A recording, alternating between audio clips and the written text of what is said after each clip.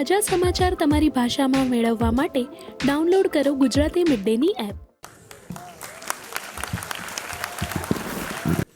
मंच पर उपस्थित सभी महानुभाव, हृदयनाथ जी, उषा जी, मंगेशकर परिवार के सभी सदस्य और प्रिय देवी और सज्जनों, आप सबको मेरा प्रणाम।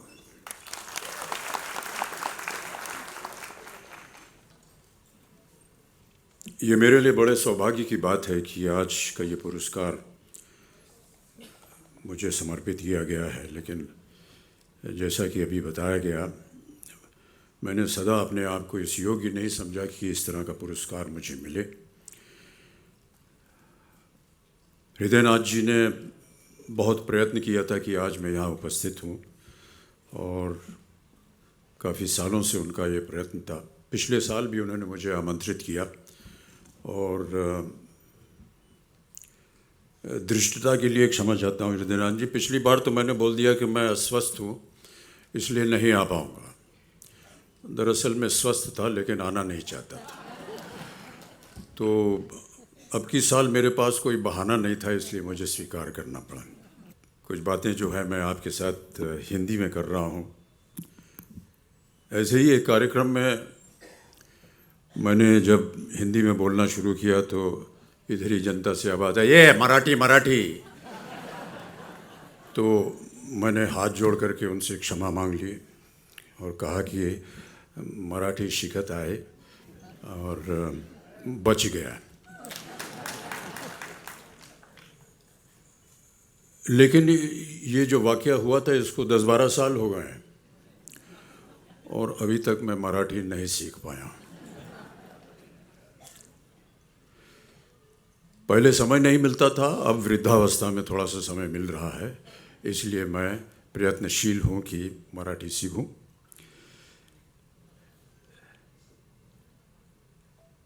लता जी का स्नेह और प्यार मेरे परिवार पे और मुझ पर हमेशा रहा है और हमें जितना आदर सम्मान उन्होंने दिया है उसका मैं वर्णन नहीं कर सकता हूँ। न जाने क्या ऐसी बात थी कि वो जब भी मुझसे मिलती थी या हमारे परिवार के सदस्यों से मिलती थी तो एक अलग तरह का उनका स्नेह और प्यार होता था।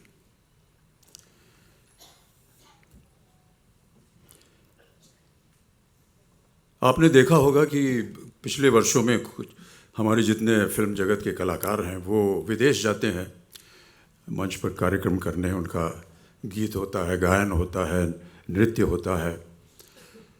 शायद लोगों को पता नहीं कि इस तरह के कार्यक्रम मैं भी किया करता था और एक तरह से माना जाए तो इसकी शुरुआत जो है वो मुझे लता जी की देन मिली थी कि इसकी शुरुआत की जाए। ये शायद बहुत से लोगों को पता नहीं, 1981 की बात है। मैं न्यूयॉर्क में था और हमारे एक मित्र आए, कहा कि लता जी न्यूयॉर्क में हैं और वो आपसे मिलना चाहती हैं। तो मैं लता जी से मिलने गया। उन्होंने कहा, अमिताभ जी, मेरा यहाँ मंच पर एक कार्यक्रम है मैडिसन स्क्वायर गार्डन, जो कि बहुत ही विख्यात अमेरिका का एक स्टेडियम है। वहाँ पर एक हॉल है फेल्ट फोरम, जहाँ पर उनका कार्यक्रम होना था। उन्होंने कहा, यहाँ मैं चाहती हूँ कि आप 2 मिनट आ करके मेरी एक प्रस्तुति कर दें।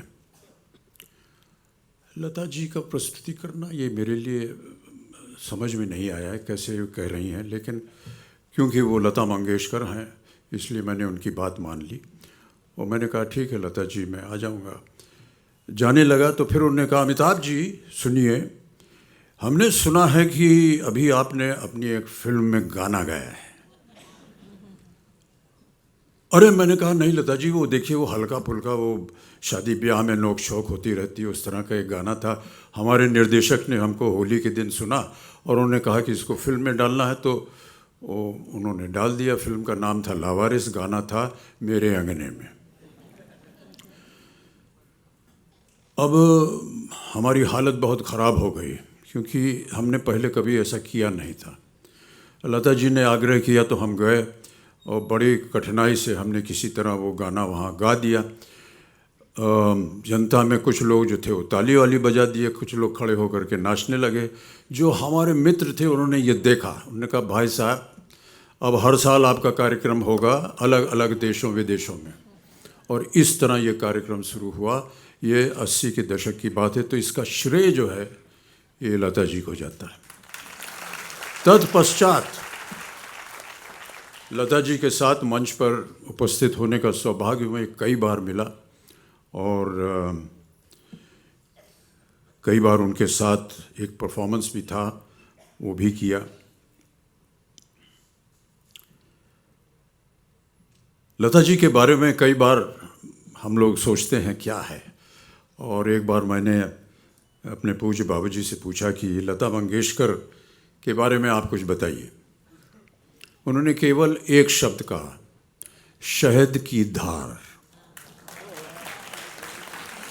मिठास उनके गायन में शहद की तरह, और क्योंकि शहद की जो लय है वो कभी टूटती नहीं, इसलिए उनका स्वर जो है वो कभी टूटता नहीं। ये हैं लता मंगेशकर। मेरा हमेशा ऐसा मानना रहा है कि जब भी सही सुर लगता है तो हमारी आत्मा जो है वो परमात्मा से जुड़ जाती है। ये जो डोर है जो हमारी आत्माओं को परमात्मा के साथ जोड़ती है, ये है लता मंगेशकर जी का स्वर। जितनी बार उनके सुर को आप सुनेंगे तो आपको लगेगा कि उन्होंने आपकी आत्मा को परमात्मा से जोड़ दिया, एक ऐसी डोर से जो सदा झंकृत होती रहती। इस उपलक्ष्य में मुझे लगा कि मुझे उनके बारे में थोड़ी सी कुछ और बातें कहनी चाहिए। तो हमारे एक मित्र हैं, उनसे मैंने कहा कि भाई साहब ऐसा कार्यक्रम है, हमको कुछ बोलना पड़ेगा, तो हम लोग मिल करके कुछ लिख सकते हैं क्या? तो उन्होंने और हमने मिल करके एक छोटी सी चंद शब्द लिखे हैं। अगर आपकी आज्ञा हो तो उसको मैं पढ़ के सुनाना चाहूँगा। ये जो शब्द है इसको एक शीर्षक भी दिया हुआ है, और शीर्षक है आकाशाची सावली।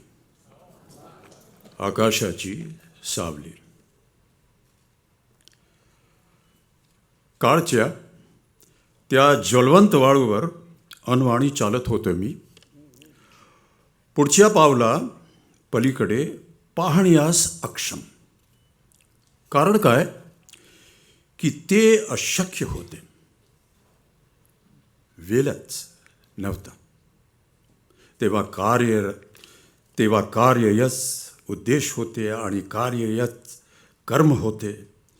हेतु काय, कर्तृत्व काय, सिद्धी काय, सगळे एकच होते। अशा प्रकारे आयुष्य जात असताना त्या रणरणत्या उन्हात आकाशाची एक सावली मला लाभली। त्या आकाशाचे नाव लता मंगेशकर।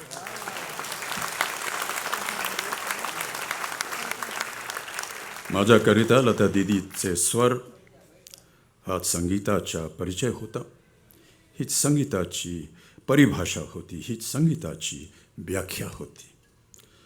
लता दीदी म्हणजेच संगीत, आणि संगीत म्हणजेच लता दीदी। माझ्याकरिता समानार्थी शब्द आयत दोनों। बहुत बहुत धन्यवाद। आशाची सावली।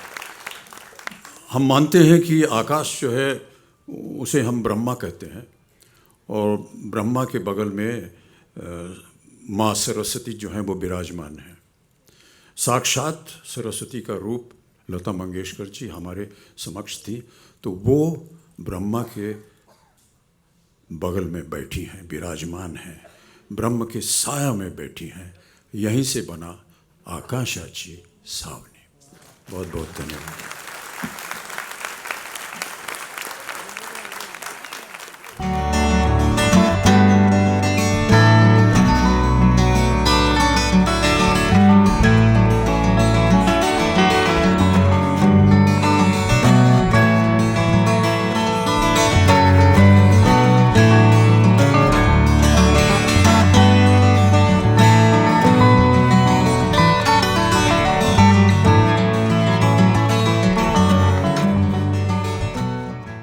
સબસ્ક્રાઇબ કરો Gujarati mid day. Bell icon પર ક્લિક કરીને મેળવો તમામ વિડીયોના ડાયરેક્ટ નોટિફિકેશન.